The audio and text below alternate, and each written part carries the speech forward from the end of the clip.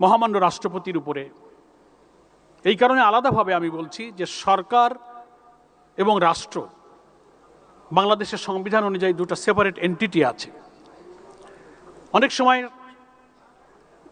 Parliamentary ডেমোক্রেসিতে যারা সরকার এবং সরকার প্রধান থাকেন, সরকার পরিচালনায় তাদের মধ্যে অনেকটা পলিটিক্যাল কনসিডারেশন থাকে, কিন্তু যিনি মহামান্য রাষ্ট্রপতি হন বাংলাদেশের সাংবিধানিক নিয়ম অনুযায়ী তিনি কোনো রাজনৈতিক দলের সদস্য থাকেন না, তার কাছে কোনো পলিটিক্যাল কনসিডারেশন থাকে না।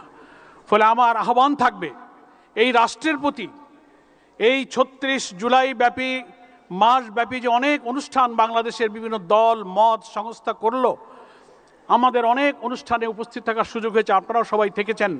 সেই সব অনুষ্ঠানে শহীদদের মায়েদের যে কান্না এখানেও আমরা শুনলাম, এখান থেকে বোঝা যায় যে তাদের সে আকাঙ্ক্ষা পূরণ হয়নি। শহীদ পরিবারের কণ্ঠের সাথে কণ্ঠ মিলিয়ে আবেদন থাকবে এই বিষয়টা আপনি স্পেশালি সরকারকে নির্দেশ দেবেন যে কোনো একজন শহীদের পরিবার যেন বলতে না পারে যে আমার আফসোস আছে, এই আফসোস আপনি রাষ্ট্রের পক্ষ থেকে পূরণ করবেন। আর একটি কথা বলে বিদায় নেব, গণ আকাঙ্ক্ষা ছিল এই রক্তাক্ত জুলাইয়ের আন্দোলনের ভিত্তিতে আমরা যে জুলাই চার্টার করেছিলাম, জুলাই সনদ করেছিলাম, ঐক্যমত্য কমিশন করেছিলাম, যার ভিত্তিতে একটি গণভোটের মধ্য দিয়ে একটি নতুন রাষ্ট্র বিনির্মাণে আমরা সবাই হাতে ভোট দিয়েছিলাম। মাননীয় প্রধানমন্ত্রী ভোট দিয়েছিলেন, এখানে উপস্থিত যারা সবাই আমরা হাতে ভোট দিয়েছিলাম। আজকে সেই গণভোটের গণরায় কার্যকর করা হয়নি।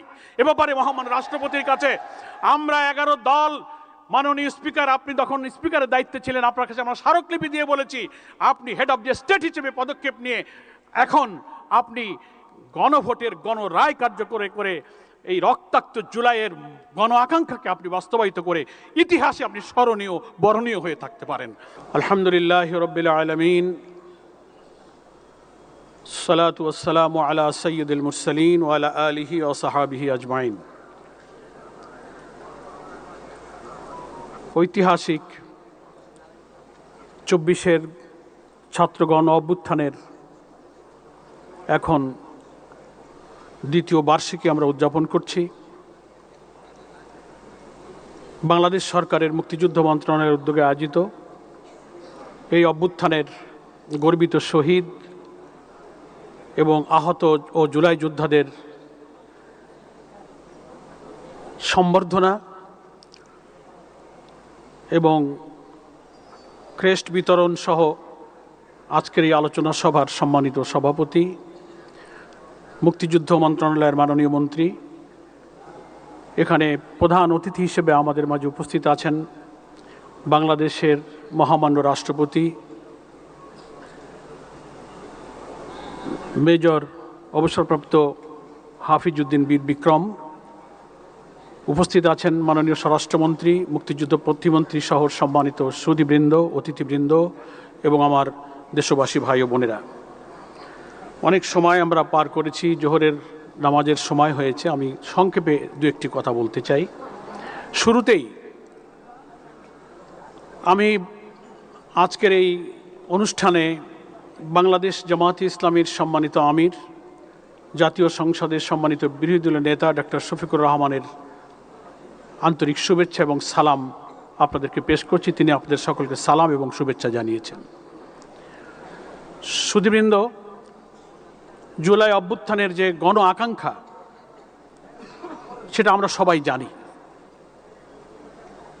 সর্বকনিষ্ঠ শহীদ জাবের ইব্রাহিম বলুন, আনাস বলুন, মেহেদি হাসান বলুন, আর ওদিকে মুগ্ধ আবু সাইদ বলুন, সহস্রাধিক জীবন, 20-30 হাজার মানুষের ক্ষত বিক্ষত রক্তাক্ত অশ্রুসিক্ত মানুষের এখনও যে কান্না, এক একজনের শরীরে শত শত বুলেট স্পিনটার নিয়ে তাদের ঘুম হয় না, রাতের যে কান্নাকাটি করে, এসব মানুষের আকাঙ্ক্ষা কিন্তু মন্ত্রী হওয়া, এমপি হওয়া, দুনিয়ার কোনো সুযোগ সুবিধা, রাষ্ট্রীয় প্রিভিলেজ নেওয়া, এজন্য তারা রাজপথে কিন্তু জীবনবাজি করে নামে নাই। মৃত্যু ভয়হীন এক অকুতভয় যোদ্ধা হিসেবে তারা নেমেছে। শহীদ জাবেরের মা যখন বলে, 6 বছরের শিশু মাকে বলেছে, মা আমাকে হেলমেট পরিয়ে দাও, আমি যুদ্ধে যাব। শেখ হাসিনার নিষ্ঠুরতা, বর্বরতা, অত্যাচার, নির্যাতন, ভয়াবহ দৃশ্য দেখে শিশুদের মনের মধ্যে দ্রোহ সৃষ্টি হয়েছিল বলে তারাও রাজপথে 5ই জুলাই ওই গণভবনের বাংলাদেশের সমস্ত প্রবেশ পথ দিয়ে রাজধানীতে কোটি কোটি মানুষ যখন মিছিলে যাচ্ছিল, ওই সব শিশুরা সেই মিছিলে সামিল হয়ে সেখানেই তারা জীবন দান করেছে। তার অর্থ এই ছিল না যে তারা পৃথিবীর কোনো সুযোগ সুবিধার জন্য এসেছিল। এটা ছিল মানুষের মুক্তি, দেশের কল্যাণ, অন্যায় অসত্য অবিচারের বিরুদ্ধে বিবেকের মধ্যে জেগে ওঠা দ্রোহ। সেই দ্রোহই আমাদের সন্তানদেরকে এই বিপ্লবের জন্য রাজপথে নামিয়েছিল। আমার আজকে আবেদন থাকবে মহামান্য রাষ্ট্রপতির উপরে। এই কারণে আলাদাভাবে আমি বলছি যে সরকার এবং রাষ্ট্র, বাংলাদেশের সংবিধান অনুযায়ী দুটো সেপারেট এন্টিটি আছে। অনেক সময় পার্লামেন্টারি ডেমোক্রেসিতে যারা সরকার এবং সরকার প্রধান থাকেন, সরকার পরিচালনায় তাদের মধ্যে অনেকটা পলিটিক্যাল কনসিডারেশন থাকে।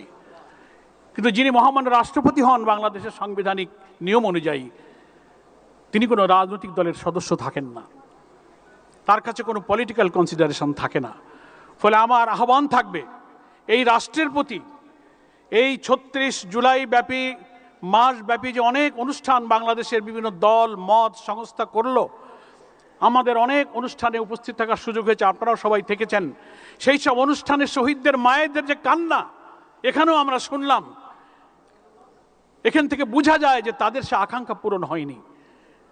আমি এখানে গর্বিত শহীদদের পরিবারের যারা সম্মানিত সদস্য আছেন, আহত জুলাই যোদ্ধা আছেন, সকলের জন্য আমি বলবো যারা জীবন দিয়ে দুনিয়া থেকে চলে গেছেন, আল্লাহ তাআলার কাছে তারা সম্মানিত হবেন, আল্লাহ তাআলা তাদেরকে শাহাদাতের মর্যাদা দান করবেন বলে আমরা বিশ্বাস করি, যেহেতু তারা নিঃস্বার্থভাবে দেশ এবং জাতির কল্যাণে জীবন দিয়েছেন। আর যারা আহত হয়েছেন, অসুস্থ হয়ে আছেন, আমরা তাদের জন্য দোয়া করি আল্লাহ তাআলা তাদেরকে সুস্থতা দান করে একটা বৈষম্যহীন রাষ্ট্র বিনির্মাণে তাদের এই সংগ্রামের সুফল যেন তারা চোখে দেখে যেতে পারেন, আমরা তাদের জন্য দোয়া করি। কিন্তু মহামান্য রাষ্ট্রপতির কাছে আমার আবেদন থাকবে, মাসব্যাপী জুলাই যোদ্ধার শহীদ পরিবারের যে কান্না, সব আহতদের সমান তালিকায় আনা হয়নি, সুযোগ সুবিধা পাচ্ছে না, অনেকে তালিভুক্ত হননি, অনেকের চিকিৎসা হচ্ছে না। একটা বাংলাদেশের মতো রাষ্ট্রের পক্ষে এই কয়েকজন শহীদের সুচিকিৎসা পুনর্বাসন কোনো অসম্ভব ব্যাপার নয়। আমার প্রথম শহীদ পরিবারের কণ্ঠের সাথে কণ্ঠ মিলিয়ে আবেদন থাকবে, এই বিষয়টা আপনি স্পেশালি সরকারকে নির্দেশ দেবেন যে কোনো একজন শহীদের পরিবার যেন বলতে না পারে যে আমার আফসোস আছে, এই আফসোস আপনি রাষ্ট্রের পক্ষ থেকে পূরণ করবেন। আর একটি কথা বলে বিদায় নেব, গণ আকাঙ্ক্ষা ছিল এই রক্তাক্ত জুলাইয়ের আন্দোলনের ভিত্তিতে আমরা যে জুলাই চার্টার করেছিলাম, জুলাই সনদ করেছিলাম, ঐক্যমত্য কমিশন করেছিলাম, যার ভিত্তিতে একটি গণভোটের মধ্য দিয়ে একটি নতুন রাষ্ট্র বিনির্মাণে আমরা সবাই হাতে ভোট দিয়েছিলাম। মাননীয় প্রধানমন্ত্রী ভোট দিয়েছিলেন, এখানে উপস্থিত যারা সবাই আমরা হাতে ভোট দিয়েছিলাম। আজকে সেই গণভোটের গণরায় কার্যকর করা হয়নি।